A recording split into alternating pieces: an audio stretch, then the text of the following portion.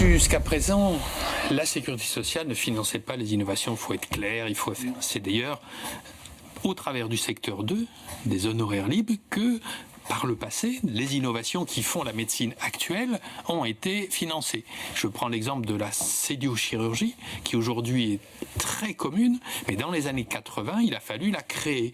Et les premiers à l'avoir fait, c'est le privé, c'est pas l'hôpital public. Parce que, grâce au secteur 2, on a eu un financement qui était lié aux honoraires des docteurs non financés par l'assurance maladie, rappelons-le. Et c'est là où on a vu les premiers pas et les premiers progrès de la sédiochirurgie par des chirurgiens qui étaient en libéral à honoraires libres. Voilà. Et aujourd'hui, on a le même type de problématique avec les robots. Les robots ne sont pas financés par... C'est un coût supplémentaire. L'assurance maladie ne le reconnaît pas.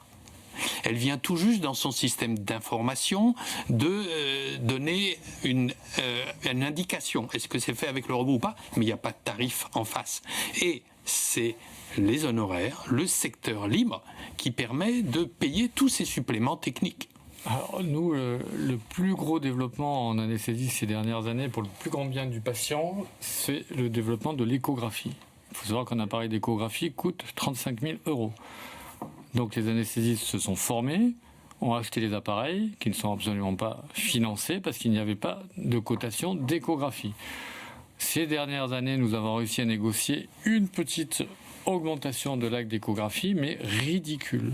Alors que l'avantage de l'échographie, mais il est phénoménal. C'est-à-dire que le patient en a pas mal, donc il n'y a pas de complications de douleurs post-opératoires style inflammatoire, algodystrophie. Le patient peut être opéré en ambulatoire. Et vous savez que la population est devenue très âgée.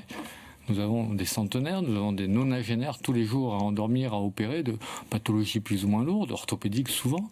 Et grâce à cet essor, les patients rentrent chez eux le jour même et cela a un coût vraiment dérisoire pour l'assurance maladie. On a besoin de se retrouver, c'est-à-dire les financeurs, les soignants, de façon annuelle, pour justement, sur le principe de la conférence de consensus, il faut qu'on soit tous d'accord.